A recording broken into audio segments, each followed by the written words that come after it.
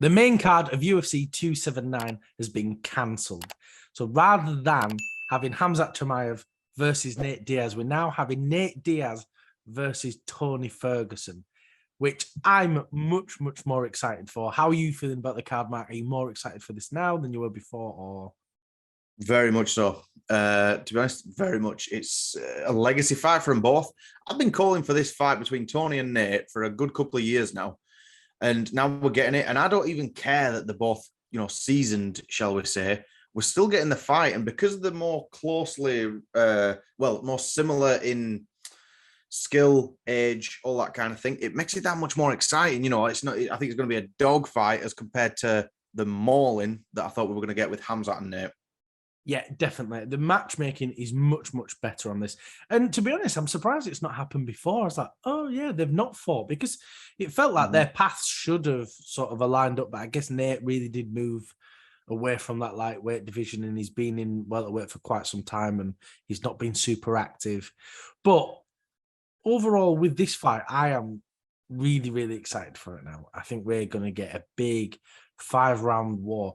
Do you think the conditioning of Tony is going to come into play here? Because don't forget, he's trained for a 3-round fight against, a certain type of fighter, someone who's bigger and stronger, and he's also heavier now. He's fighting a weight class up, so he does look bigger. So he's got to move around with all the extra weight, and it's now 5 rounds. Do you think that's going to come into effect at all? Not so much for any other fighter. If you'd have asked me, I'd have said yeah. But when it's Tony Ferguson and he's probably up at 3 a.m.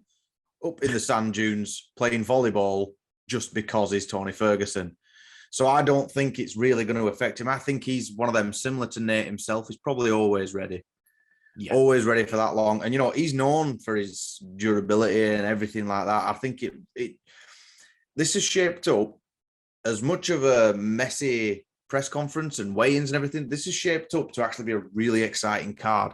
And I think Tony and Nate it's going to be fight of the night. I think it's going to be a war. And even conditioning, because they're both similar match. Diaz is known for his stamina, his cardio, and Tony is going to bring it to him, I think.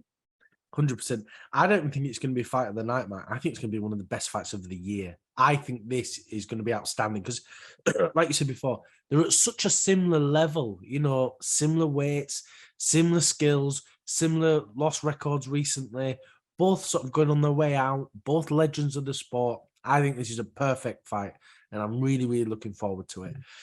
But when it comes to predictions like what's going to happen with this fight, I don't really have a clue, to be honest, because they're both so durable. Until Tony got knocked out by Chandler, I know that's upsetting for a lot of people to remember. I'm sorry for bringing that back up.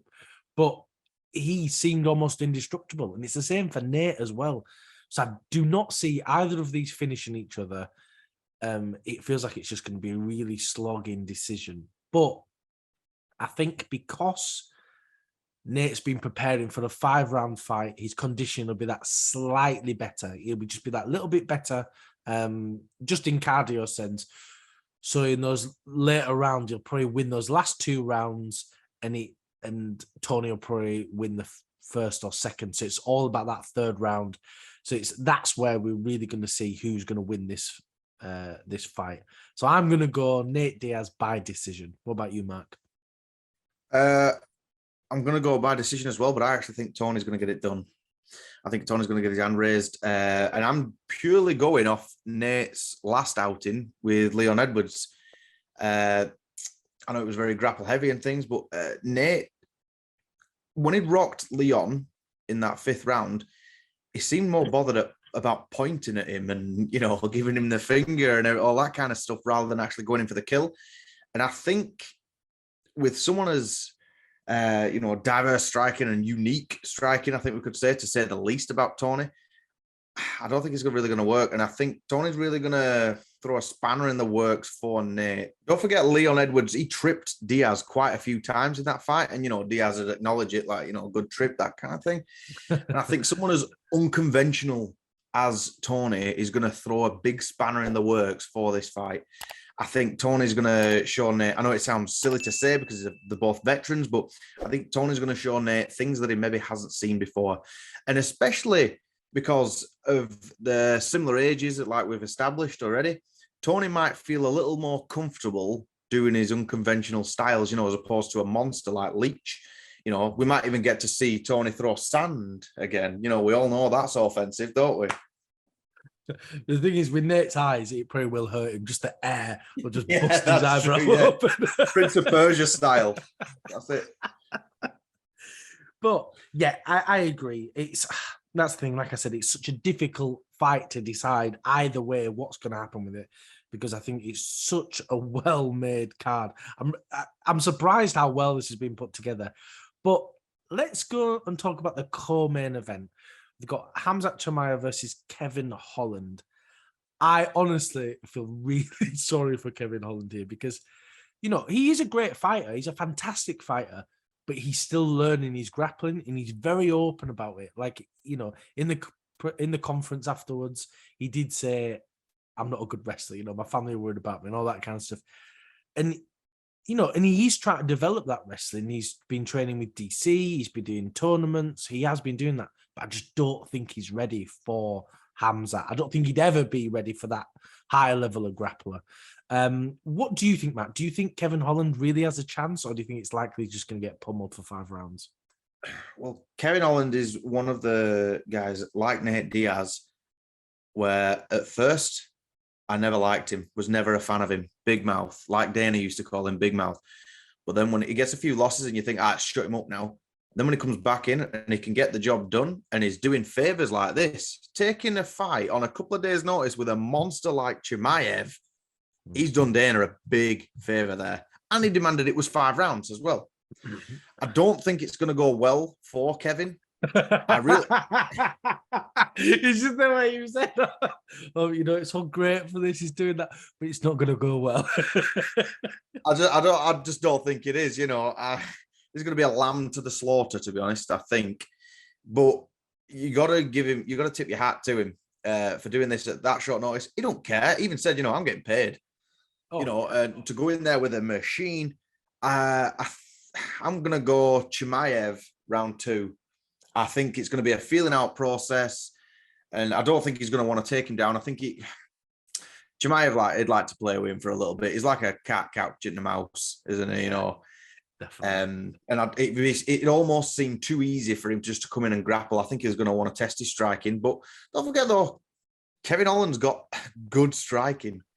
Yeah, really high-level striking, definitely. And don't forget, he had that amazing knockout from the bottom. If he can pull off something like that against Khamzat, that'll be amazing. Because, you know, let's not pretend like Khamzat's got some iron chin. You know, he was dropped multiple times by Gilbert Burns, but he is a monster. But this is a weight class above. Maybe Holland can pull off an upset here, and my heart would love it. Literally, my heart is going Kevin Holland, but I just my brain cannot give Holland a win here. Do you think it's a smart idea for Holland to push for 5 rounds? Because it would have just been 3 rounds, but he said, I'll only do it if it's 5 rounds. Or do you think it's a poor mistake by him? I'm quite sure in that same interview, he'd said, I'm paraphrasing here, but it said something about, I'd seen how much he were blowing out of his ass with Gilbert Burns. He definitely didn't say that, actually. I'll correct myself. He didn't use that terminology. But, he's seen that, you know, as an advantage for him, which is fair enough. When you're in there and you're already doing him a huge favor like that, you know, play it to your advantage, suck it up a little bit. But, I mean, I'm not entirely sure, because I know Kevin Holland's done 5 rounds before. You remember, with Derek Brunson and that kind of thing. He got beat, but, you know. So it might have done him a little favor. You know, he might have given himself a little wiggle room in there if he can escape or survive, should I say, the first few rounds. Maybe he just gives himself a bit more of a chance. 100%. And I think it's the chance of what Kevin Holland can do, isn't it? I think the 5 rounds is actually a good idea for him because, you know, I don't really like using the term puncher's chance because, you know, if you're a high-level striker, you mean to throw a punch and you knock someone out. That's not a puncher's chance, is it? That's what you're meant to do. But he does open up more chances for himself to get some crazy knockout out of nowhere. That's what he's aiming for. And he knows that. He knows if he gets hold of him, he'll just going to pummel him. So he knows, right, okay, if I can survive these, the next round, maybe I'll knock him out. Maybe I'll get something. But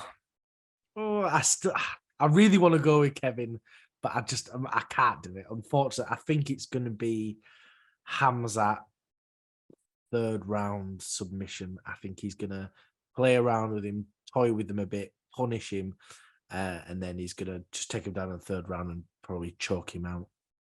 But overall, I am really, really excited for this card.